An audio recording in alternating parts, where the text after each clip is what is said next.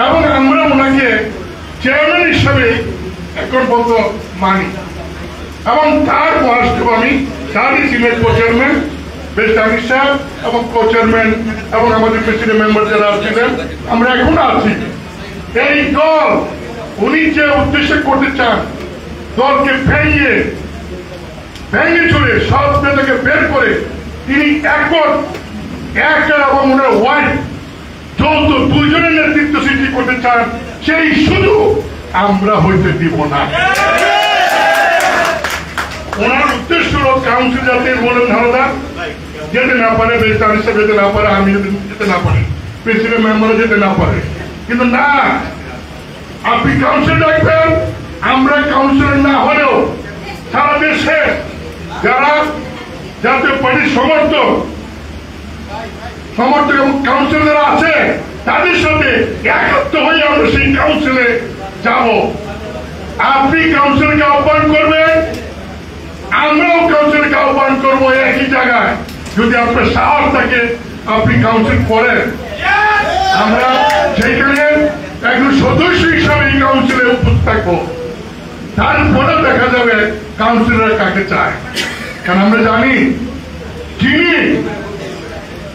যিনি একবার বলেন শেখ হাসিনার কে ভারত থেকে এনে বিচার করে ফাঁসি দিতে হবে, আবার বলেন যে আওয়ামী লীগকে ছাড়া নির্বাচন করা যাবে না, এইরকম বৈপরীত্য কথা। এর মানে কি? একজনের ফাঁসি চান আবার তাকে ছাড়া নির্বাচন হবে না, এর মানেটা আমরা বুঝতে পেরেছি। কর্মীরাও আস্তে এখন বুঝতে পারছে এর রহস্যটা কি। সেই রহস্য আমরা জানি আপনাদের চরিত্র।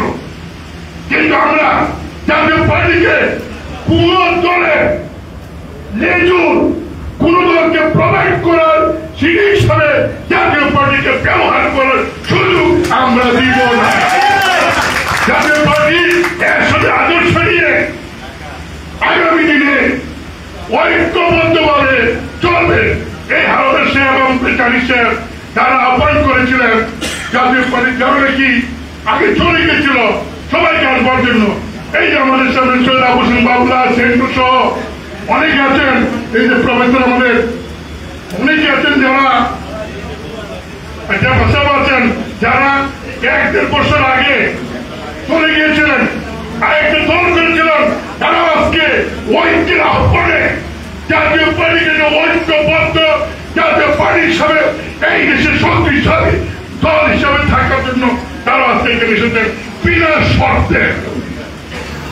আমি জাতীয় পার্টি সারা দেশের কর্মীকে বলবো যে আপনি দেখেন জিএমকেদের পার্টিকে দল থেকে বের করে দিয়ে দলকে দিন ছোট করতে চায়, আর আমরা এই দলকে সবাইকে নিয়ে ঐক্যবদ্ধ করে বড় করতে চাই। এই হলো তার সাথে আমাদের ডিফারেন্স। কুকা সে আমাদের এমপি ছিল, তার অনেক মনের ব্যথা আছে।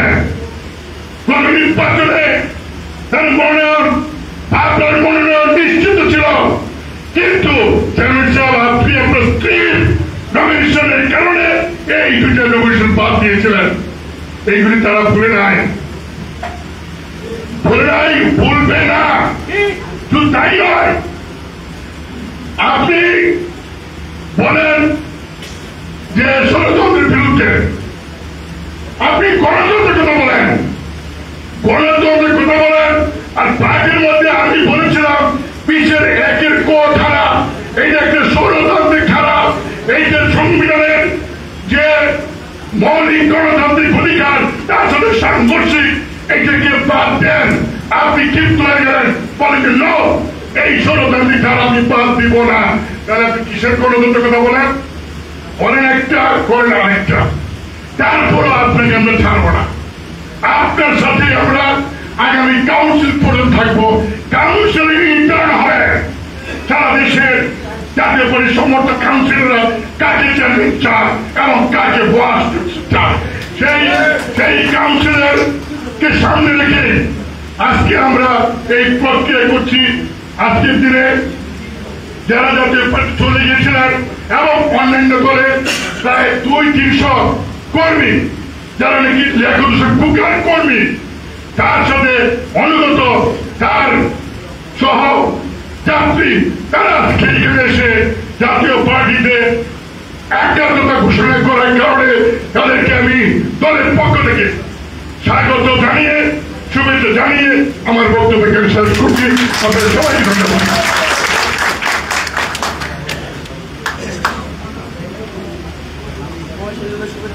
যে আমাদের এই একাত্মতা অনুষ্ঠানে ইতিমধ্যে উপস্থিত হয়েছে